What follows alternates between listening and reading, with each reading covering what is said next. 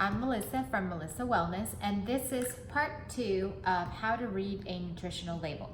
In the first part, the first video, I explained how to know what macro category of food or a processed or packaged food fell into. Was it a carb, was it a fat, or was it a protein, or was it a mix of all those three, or a mix of two of them?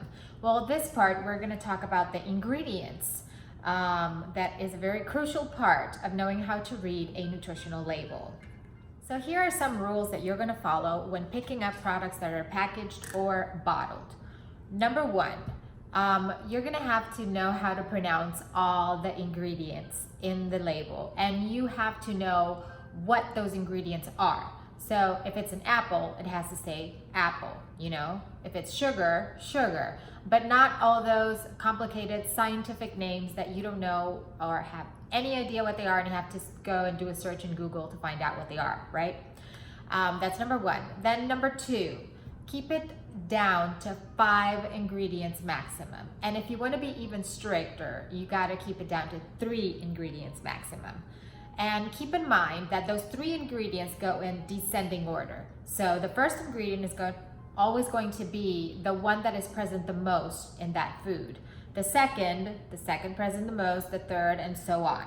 So please keep in mind that if it's a product that contains flour, and wheat flour is the first ingredient on the list, that's going to be what the product has most, wheat flour. It doesn't matter if it says oats and more, or something specific on the front label. If on the back in the ingredients list it says wheat flour, that's what it contains more, and not oats. Just making a comparison here. So I'm going to show you a few products here. This is going to be Nutso, which is a nut butter, and it's typical that these nut butters contain ingredients that are not nuts.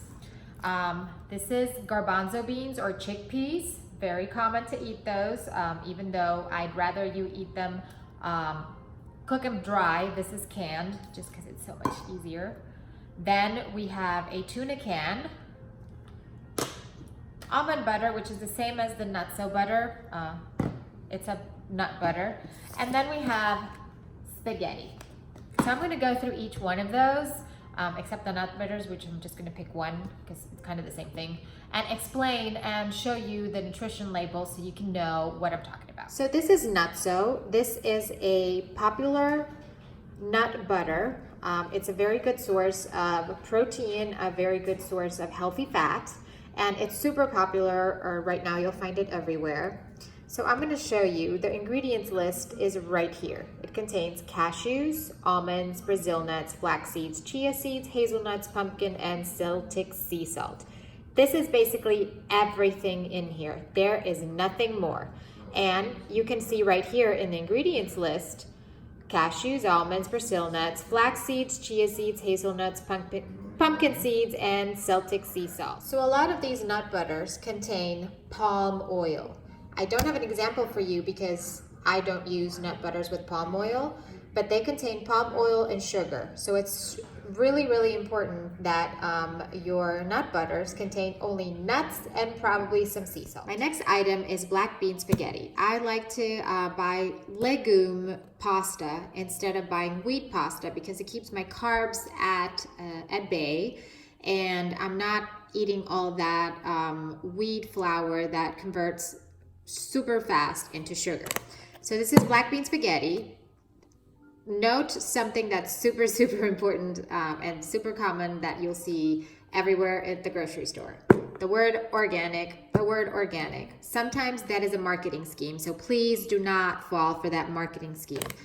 How you stop from falling, you go to the ingredient section and then the nutrition facts. So this is black bean spaghetti. It's supposed to have black beans, period. And probably some salt, but I doubt that. So if you see at the ingredients here, organic black bean flour, contains soy. Why does it say contains soy? Because bean is, soy. But they gotta but they gotta put that warning there because some people are just allergic to soy or intolerant. So this is a very good example of a pasta that only contains what it says in the front.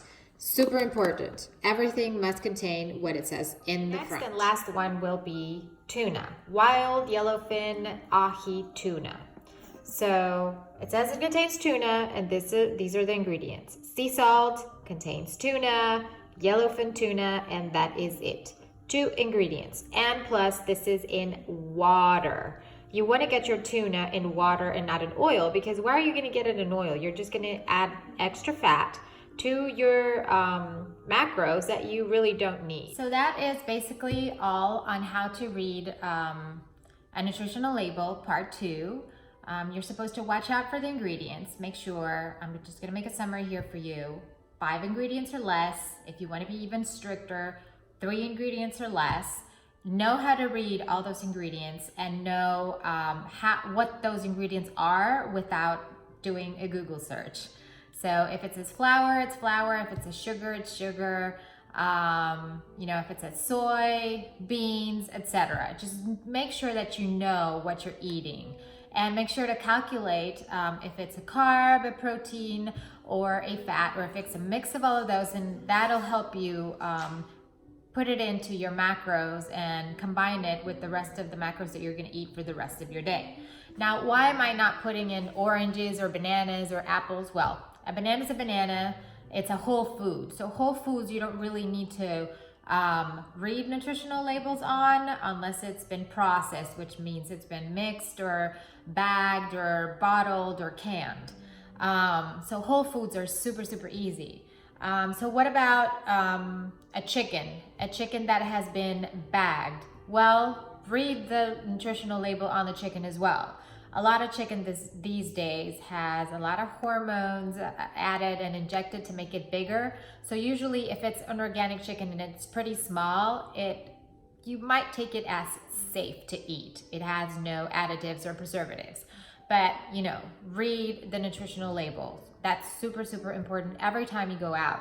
And then once you get used to grocery shopping, and you've read all those nutritional labels, it won't take that much time and that much work because you'll already know what is good and what is not good for you. And the last thing of all, do not fall for marketing schemes that say all natural ingredients or organic. Organic does not equal healthy. It just means it's organic. It does not mean it's healthy for you. So for example, if you were allergic to peanuts and it says organic, it's not good for you just because it says organic. You're still allergic to organic peanuts. And peanut butter is something that you're to watch closely. A lot of bottled products have palm oil added to them. Palm oil is no. It's super bad for your body. So make sure that what you're buying is exactly what it contains inside the bottle, inside the package, inside the bag.